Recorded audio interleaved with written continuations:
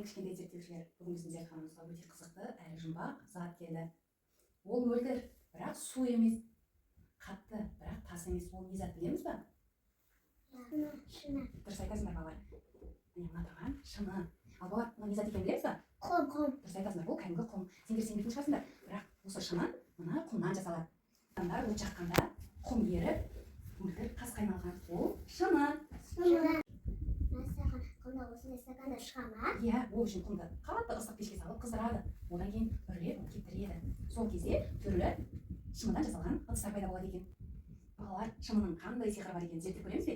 Ал балалар, қараңдар, алдымызда екі ыдыс бар. Бірі шыныдан жасалған, екіншісі керамикадан жасалған. Және біздің алдымызда екі доп бар екен. Кәні допты аламыз, ыдыстарға саламыз. Допты салдық, иә? Енді аяла не байқап тұрсың? Доп маған көрініп тұр. Көрініп тұр. Ал салған ше, айтөре? Маған көрініп тұрған жоқ. Міне, қараңдар, шынының ең бірінші қасиеті ол мөлдірлік екен. Оның ішіне зат салсын, ол сыртынан бірден байқауға болады. Ал керамикада біз көре алмаймыз, қараңғы болып тұрады екен. Балалар, мынау үлкейткіш шыны. Шынының тағы бір қасиеті ол майда заттарды үлкейте алады екен. Міне алдымыздағы суретті аяла көрші.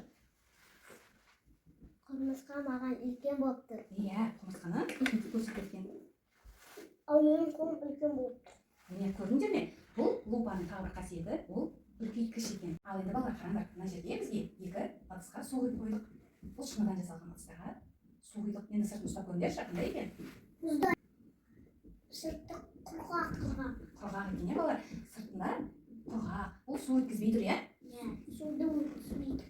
Су өткізбегеннен кейін шыныдан түрлі ыдыстар жасайды екен. Сырты бүдір ма, тегіс па? Тегіс. Тегіс, дұрыс айтасыңдар. Тегіс және жылтыр екен. Балалар, енді келесі зерттеуіміз шыны бізде жарық өткізе ме, өткізбей ме, соны білеміз. Мен қараңдар, мына тұрған не нәрсе? Қағаз. Мен оған шамды, қолшамды жарық көрсетемін. Қараңдар. Жарық бізге өтіп тұр ма? Иә, жоқ. Өтіп тұрған жоқ, дұрыс айтасың, айтөре. Ол қағаздан жарық өтпей тұр. Ал енді шыныны көрейік. Жарық өтіп тұр ма? Иә. Жарық өтіп тұр. Демек, шыныны жарық өткізетін қасиеті бар екен. Балалар, бізге алдымызға стақандар берілген. Оның түсі қандай? Көк. Осы көк стақанды алып, көзімізге жақындатып, айналамызда қарайық. Не өзгеріс байқадыңдар? Айналамызда көк көмек болады. Иә, айналамыздың барлығы көк көмек болып кетті, иә? Иә. Міне шыны тек қана мөлдір емес, ол түрлі түсті бояумен де боялады екен. Ал енді балалар, мына тұрған менің қолымда жай ғана шыны. Ал мынау не? Айна. Айнада не байқадыңдар? Өзімізді келемде көрдімін. Иә, айнадан өзімізді көре аламыз. Артында күміс көйлегі бар, жылтыр қағазы бар. Көрдіңдер? Балалар, алдымызға бізге екі стақан беріп тұр. Біреуі бос стақан, екіншісі ішінде су толы. Енді осы стақандарды қолымызға қалам алып, қойып көріңдерші. Аяла, дауысы қандай стақанның? Жіңішке. Айтыр, сен алып көрші. Дауысы қандай?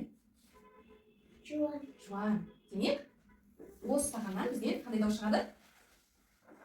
Жіңішке. Айтыр, су толы стақаннан Жуан дауыс шығады екен. Ал енді кезектес болып көріңдерші. Қандай дауыс шығады екен? Қандай дауыс шықты? Музыка ойнап кетті ма? Міне көрдіңдер ме? Стақанның тағы бір қасиеті сыңғырлаған дауысы болады екен. Балалар, елестетіп көрейікші, әлемде шыны болмаса не болар еді? Терезе болмайды. Дұрыс айтасың, терезелер болмайды. Ал үйде терезе болмаса біз не істейміз? Үй қандай болады? Қараңғы. Дұрыс, қараңғы болады. Айтөре, сен қалай ойлайсың? Көзілдіріктер болмайды. Көзілдіріктер де болмайды, дұрыс айтасың. Көзі нашар көретін адамдар, көзілдіріксіз, оларға қиын болар еді. Балалар, шынымен дос болу үшін біз нені білуіміз керек? Мұны ұрққалсақ сынады. Дұрыс айтасың. Ұстаса қолымызды кеседі. Дұрыс айтасың. Шыныны ұстағанда қауіпсіздік ережелерін сақтауымыз керек екен. Ал олай болса, бүгінгі зерттеуімізді қорытындылайық. Балалар, бүгін біз нені зерттедік? Шынының қандай қасиеттері бар екен? Қандай қасиеттері бар екен? Ол мөлдір. Бұл мөлдір. Ол қандай? Жарық өткізеді. Жарық өткізеді. Оның қандай дауыстары бар? Сыңғырлаған дыбыс шығарады және айтөре айта ғой, қолыңдағымен шыныны істеуге болады? Құмырсқаларды көруге болады. Иә, майда, тек қана құмырсқа емес, майда ойыншықтарды, түрлі заттарды үлкейтіп көруге болады екен. Осымен зерттеуіміз аяқталды. Сендерге көп рахмет.